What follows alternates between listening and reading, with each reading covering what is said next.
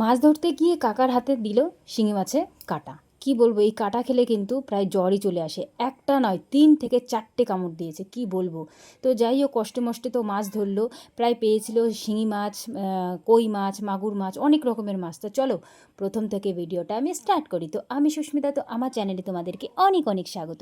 তো ঘুম থেকে উঠেই কিন্তু আমাদের একটা কাজই থাকে, ঘরটার ঝাড় দেওয়া। এই রেগুলারই একই কাজ, কি আর বলি, কিন্তু করতে তো তোমার হবে, সংসার মানেই তোমার কাজ। তো যাই হোক, সংসারকে ভালোবাসি, কাজকেও ভালোবাসি, তো সেই হিসাবে কিন্তু প্রত্যেকটা কাজ আমরা করি। আর জানো তো, আগের দিনও কিন্তু আমাদের পুকুর থেকে ধরেছিল মাছ, কিন্তু ওই মাছ আজকেও ধরবে, কারণ একবারে মাছ ধরার শিঙি মাছ ধরতে গেলে কিন্তু ভীষণ সময় লাগে। ওই মাছ ধরা মানে বিপদ, বিপদ মানে বড় মহাবিপদ। কারণ কাকার কিন্তু ওই মাছই 2টো কামড় দিয়েছে হাতে। অলরেডি উনি হাতে ব্যথায় মানে উঠতেই পারছেন, এরকম অবস্থা। কিন্তু কিছু করার নেই, মাছ ধরতে হবে, বিক্রি করতে হবে। আর এই যে গরম যা পড়ছে, এই গরমে না মাছ একদমই থাকে না। তারপরে জল তুলে দিয়েছে মোটর দিয়ে, যার কারণে কিন্তু মাছ তুলতেই হবে। তো যাই হোক, ঠাকুরের ইচ্ছায় প্রথম দিন কিন্তু ভালোই মাছ পেয়েছিল, আর বিক্রিও ভালো দামেই পেয়েছে। আজও কিন্তু মাছ, ভালো মাছ পেয়েছে। তোমরা কিন্তু ভিডিওটা দেখতে থাকো, তবেই কিন্তু পুরো ভিডিও না দেখলে কিন্তু বুঝতে পারবে না কত মাছ আজ পেয়েছে। তো যাই হোক, প্রতি বছর কিন্তু মাছ এইভাবেই ধরে। জল হয়ে যায় আমাদের এদিকে, কিন্তু একটু নিচু এলাকা। আর কি বলবো, বাড়ি অবধি ছই ছই অবধি জল, কারণ বন্যা হওয়ার মতোই ছিল আগের বছর। জানি না এবছর কি হবে, কিন্তু আগের বছর ভালোই জল হয়ে গেছিলো, ভয় পেয়ে গেছিলাম যে বাড়ি ছাড়া না হতে হয়। তো যাই হোক, ঠাকুরের ইচ্ছায় সেরকম কিছুই হয়নি। তো এদিকে কিন্তু আমি সকালের কাজবাজ সেরে নিয়েছি। আর আমার ঘরের বেডশিটটা তোমাদের কেমন লাগছে অবশ্যই কিন্তু কমেন্টে জানিও। সত্যি কথা বলতে, সংসারের না সব কিছু গোছাতে খুব ভালোই লাগে, কিন্তু কি বলো তো, ওই যে অভাব, একটু না একটু টাকার সমস্যা হয়ে যায়। ঘরকে গোছাতে কোন মেয়ে বা কে না পছন্দ করে বলো তো। প্রত্যেকটা মেয়েই কিন্তু সংসারে যাবতীয় জিনিস থাকলে কিন্তু ঘরটাকে গোছাতে খুব পছন্দ করে। তো যাই হোক, আমি তার মধ্যে একজন। কিন্তু টাকা পয়সার কারণে হয়তো ঘরটাকে পরিপূর্ণ করতে পারি না, কিন্তু ইচ্ছা আছে আমার ঘরটাকে সুন্দর করে গোছানোর বা বাড়িটাকে গোছানো।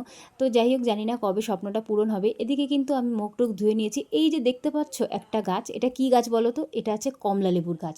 আর এটা কি গাছ বলো তো? এটা হচ্ছে করবি গাছ।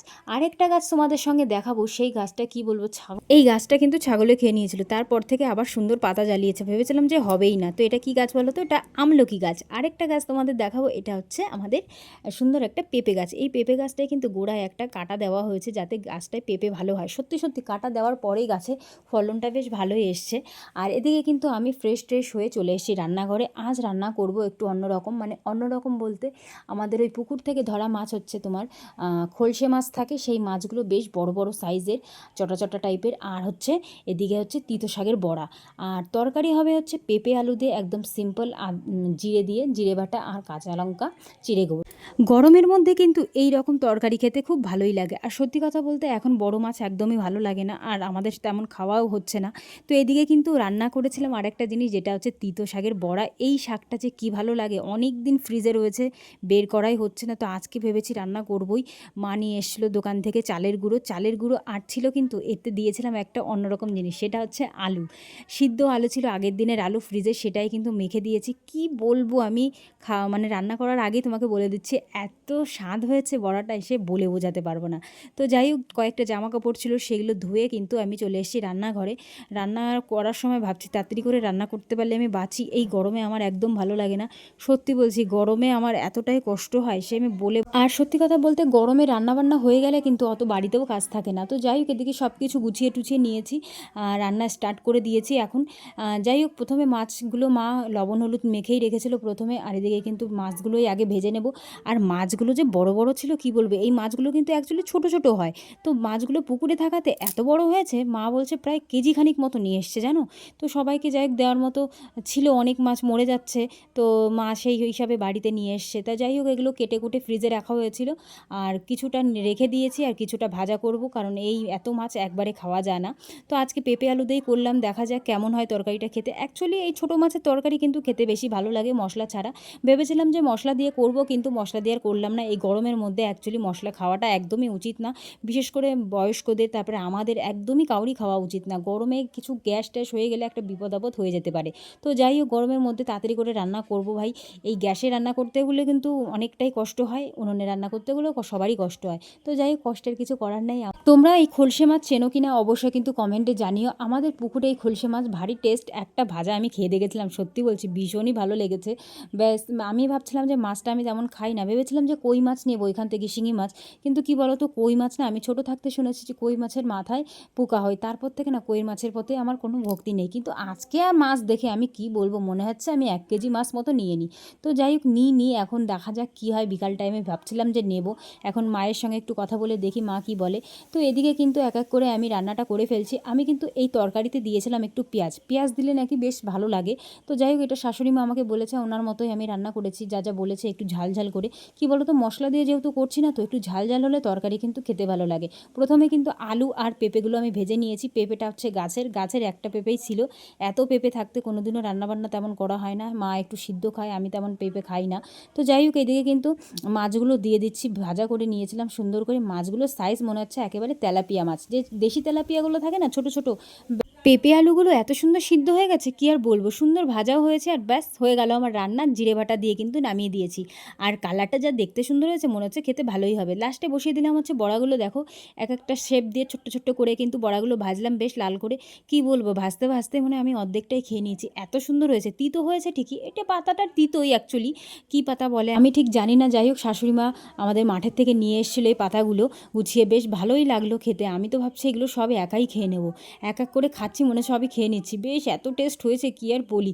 তো যাই হোক আমাদের কিন্তু এখানে রান্নাবান্না হয়ে গেছে, তারপরে কিন্তু খেতে বসবো, কারণ ভীষণ খিদে পেয়েছে ভাই। সকালবেলা সে রান্নাবান্না সেরে কিছুই খাওয়া হয়নি। বর আবার গেছিলো হচ্ছে আমাদের মাঠে জমিটা একটু নেড়াতে, কিন্তু কি বলবো এখন এই গরমের মধ্যে কাজ করতে যে কী কষ্ট হয় সে বলে বোঝাতে পারবো না। তো যাই হোক এদিকে খাওয়া দাওয়া সেরে কিন্তু 11:30টার দিকে কিন্তু চান করে নিয়েছি। আর এই যে ওষুধটা দেখতে পাচ্ছ, এটা আমার কানের ওষুধ। কি বলবো, কানের অবস্থা খুবই খারাপ, কান পেকে এতদিন যে পেকেছিল, মানে একটু বললাম না যে আমার গরমে ভীষণ কষ্ট হয়, ঠান্ডা লেগে যায়, আর ঠান্ডা লাগলে আমার এই কানের সমস্যা। আমার এই ফার্স্ট টাইম হলো এরকম, বুঝতে পারিনি, নিজের দোষে আজকে এই ভুগছি আমি।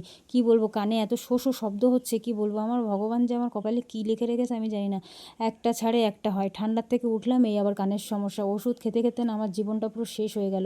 এমনি তো একটা সমস্যায় ওষুধ খাই, তারপরে এই সমস্যা, কি বলবো, ভগবান আমার কপালে যে কী লিখে রেখেছে আমি নিজেও জানি না। এক এক সময় জানো তো মনে হয় কি মরেই যাই, ভালোই লাগে না।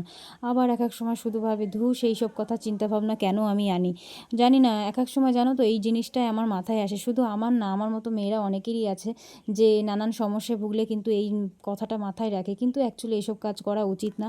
বেঁচে থাকতে গেলে এত কষ্ট ঝাপ সবারই আসে, ঝড় ঝাপটা সবই আসবে, আবার চলে যাবে, এটাই তো জীবন বলো। নানানটা ভেবেই কিন্তু আবার জীবন এগোতে হবে। তো এদিকে কিন্তু বড়মশাই নিয়েছিল কয়েকটা ড্রাই ফ্রুটস তো না, আমাদের মতো মানুষের আর কি বলি, এদিকে নিয়ে এসেছিলো কয়েকটা বাদাম টাদাম, সেগুলো একটু সকালে ভিজিয়ে খাওয়া হয়। আর এদিকে চলে এসেছি কাকাদের এখানে, দেখো এসে দেখতে পাচ্ছি হাঁড়ি ভরা ভরা মাছ, কী যে ভালো লাগছে তোমাদের বলে বোঝাতে পারবো না। এখানে কই মাছ সাইজগুলো যে এত সুন্দর, কই মাছগুলো মোবাইলে হয়তো তোমার দেখতে পাবে ছোটো ছোটো, কিন্তু সাইজগুলো খুবই বড়। দুটো মাছ ছিল প্রায় 1 হাতের মতো বড় বড়, 1 হাত বলতে তোমার 5 আঙুলের বরাবর এরকম, এত বড় বড় মাছ। তো এই মাছ দুটো কাকা নিয়েছে, আর অন্যান্য মাছগুলো কিন্তু রেখে দিচ্ছে, এগুলো বিক্রি করা হবে। তো মোটামুটি সব মাছ ধরা হয়ে গেছে, কিছু মাছ আছে ওই 2-1টা, সেগুলো অন্যান্য সেগুলো ধরছে কাদার মধ্যে, বেশ ভালোই লাগে, আনন্দ লাগে কিন্তু জানো তো এই মাছ ধরতে। আমার শরীর ভালো থাকলে না আমি এই কাদাগুলোর মধ্যেই নেমে যেতাম। তো চলো ভিডিওটা আমি এই পর্যন্ত শেষ করব, পরের একটা নেক্সট ব্লগে দেখা হবে। ভালো থেকো, সুস্থ থেকো সবাই।